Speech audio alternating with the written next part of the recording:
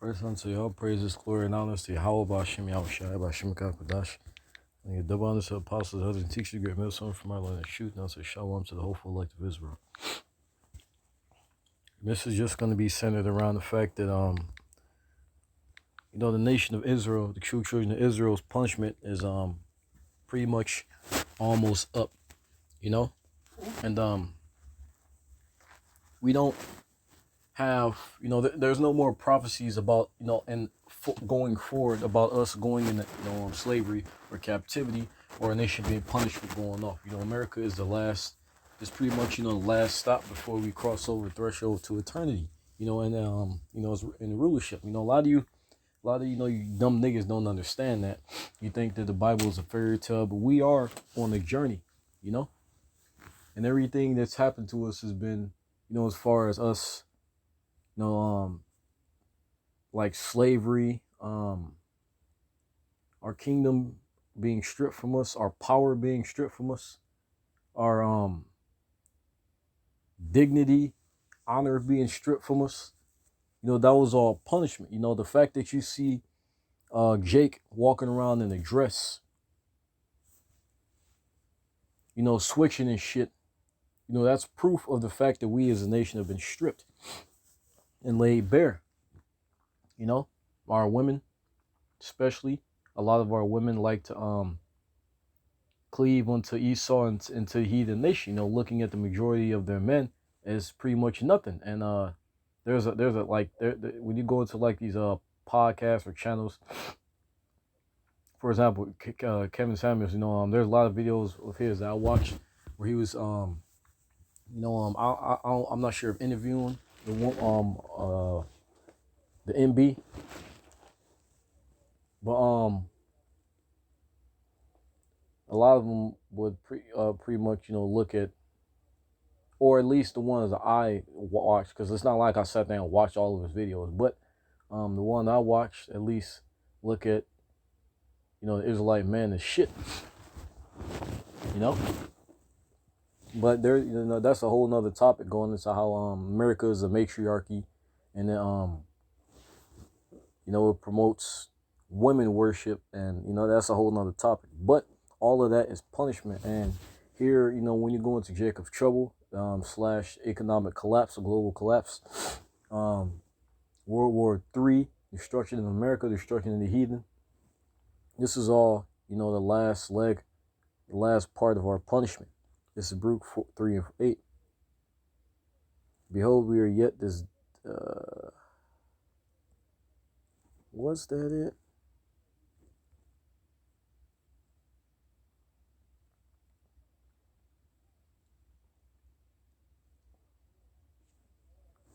Behold, we are yet this day in our captivity, where thou hast scattered us for reproach and a curse, and be subject to payments according to the iniquities of our fathers which departed from the Lord our power. And there's another scripture where it mentioned something like that, but let me see if I can remember. Let me see if it's 4 and 28.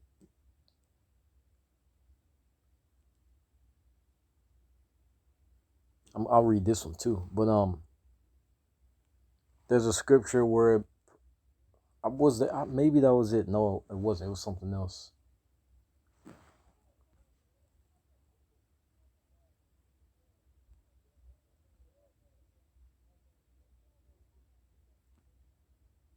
But the scripture is pretty much centered around a similar topic.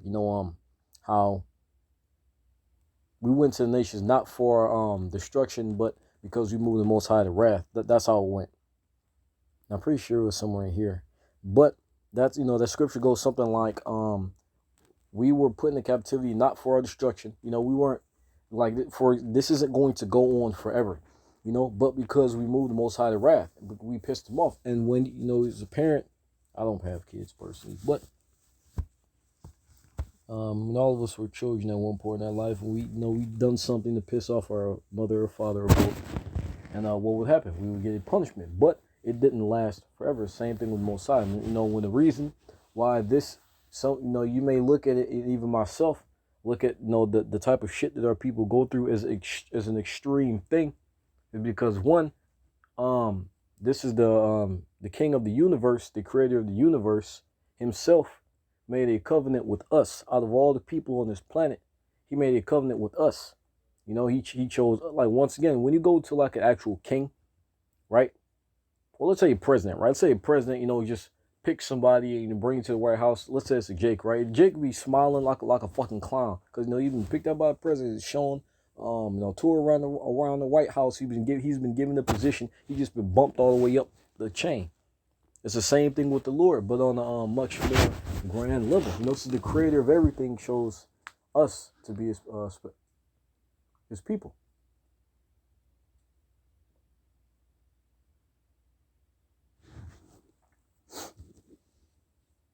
So there's that, and then there's also the fact that he not only choose us to be his chosen people, but he chose us to be gods.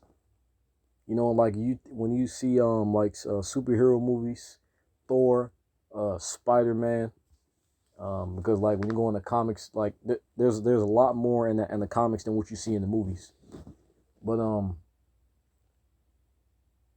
there's one guy that's I don't know if you've ever seen the movie Fantastic Four, but there's a guy, but the main villain of the first movie, I think his name is Doctor Doom. When you go into the comics with him, he's, if I'm not mistaken, he's pretty much like one of the most powerful characters, from the power he acquires. But all these, I say all that because all these, these superheroes or villains, what's that guy? Shazam and Black Adam, right? When you go into these heroes and villains, like they're essentially gods on the earth among the rest of the people. Superman being, the poster boy of that.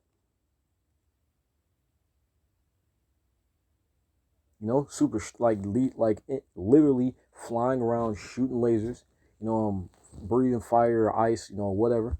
Myriad of fucking power that these niggas came up with. Manipulating space and time, teleportation. Dragon Ball Z is another one. They are literally gods among the people. And, those are the type of things that we were able to do at one time. We're going to be able to do, And to an extent, we were able to do those things. Like what? Like, for example, one of my favorite current instances is Samson, where he killed 1,000 Philistines with the jawbone. King David. You had men that of our nation, warriors of our nation, that ran through entire armies of the heathen. Right now, in this day and age, you see a UFC fight, dudes that are trained, 30 seconds, them niggas sweating and fucking tired. There's another guy on he's a villain. His name is Steppenwolf, and I think the movie that he was in was Justice League or something. But he went against the Amazons, Wonder Woman and her people. He tore their ass apart. But super strength, that type of power, that's the type of power that the Lord is going to grant us. And I say all that because once again, when you take into account that's the extreme on the benefits that we would get, we would actually get that type of power to rule over everything and everyone. But that comes with obeying the Lord. But if we would disobey him, what? We would lose all of that. We would lose everything. That's why our punishment was so extreme. Because our benefits are equally extreme. And even more so. So that's why people say, is it fucked up? Absolutely. But once again, we did have it coming. And, the Lord will give us actual spiritual superpowers. It may seem silly to a lot of you niggas, but when it actually happens in the kingdom, you're going to be feeling like complete fucking idiots. Because what you see, like this world, America, all these things, there's more than there's more than this. There's more beyond this.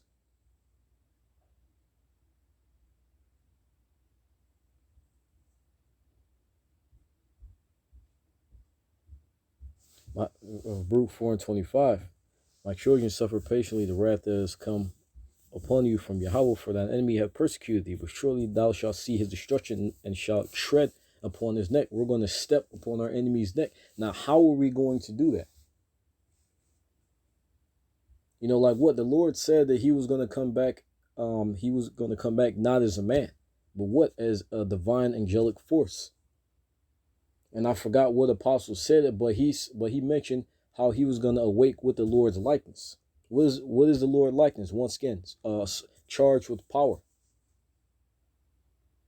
There's another scripture where it mentioned how we were gonna we have an earthly tabernacle, and we have a tabernacle in the heavens. That's referring to our physical bodies. We have like what? A physical body in the heavens. And you have angels that have ran through like hundreds of thousands of the heathen as well. So if our bodies are up there, you know, waiting for us, and the angels, you know, the angels come from there, the spiritual realm, then wouldn't it make sense that we would be granted, you know, divine bodies as well?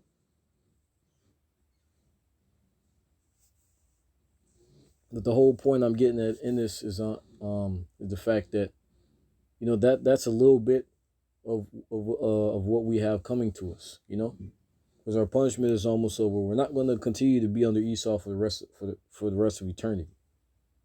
You know, shit is winding down, and like, what is it? You know, is it you know, troublesome? Yes, but the scriptures go into how the evil is going to have to come first before the good can come. So all this shit is going to have to pass before we finally get our rest. Verse 26, my delicate ones have gone rough ways, and were taken away as a flock called of the enemies. Be of good comfort, O my children, and cry unto Yahweh, for ye shall be remembered of him that brought these things upon you. For as it was your mind to go astray from Yahweh, so being returned, seek him 10 times more. For he that brought these plagues upon you shall bring you everlasting joy with your salvation. Like, what's going to be, you know, once again, everlasting joy? You know, rest, castles, power, knowledge.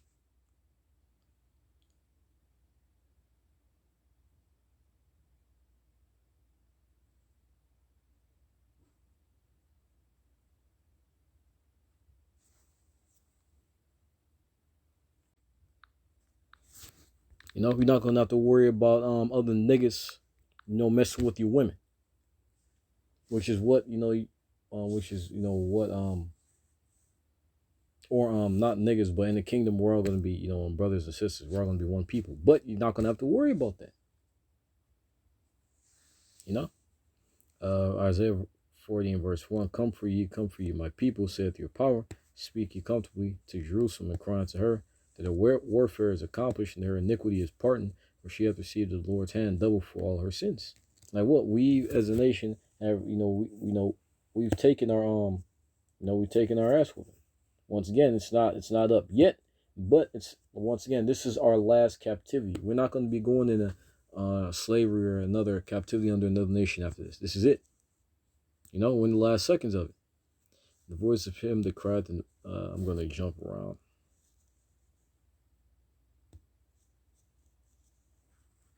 Because the point is more down.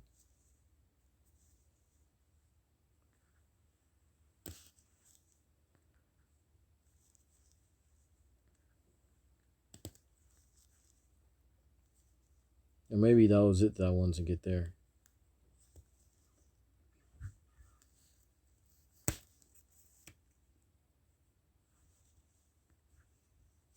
No, yeah, that was it right there. No, this may have been the last scripture, but you know, just once again, it's going to make to that point that, like, what, this is the point right here. Our warfare, our punishment is, you know, it's pretty much done. We still got a little bit more to go, but you know, it's not like a couple thousand years ago where, you know, you had the prophets seeing our people go through captivity after captivity after captivity, taking L after L. You know, there's a scripture in Revelation how there's going to be no more tears or no more sorrow in the kingdom for our people. We're going to be perfect. So now I hope this is edifying. And so all praises, glory, and honor to Yahweh, Bashim Ashab, Bashim Gakadash, and your Dawan, so apostle, and teach you great millstone for learning the truth. Shalom to the hopeful look of Israel, destruction, Babylon, the great America.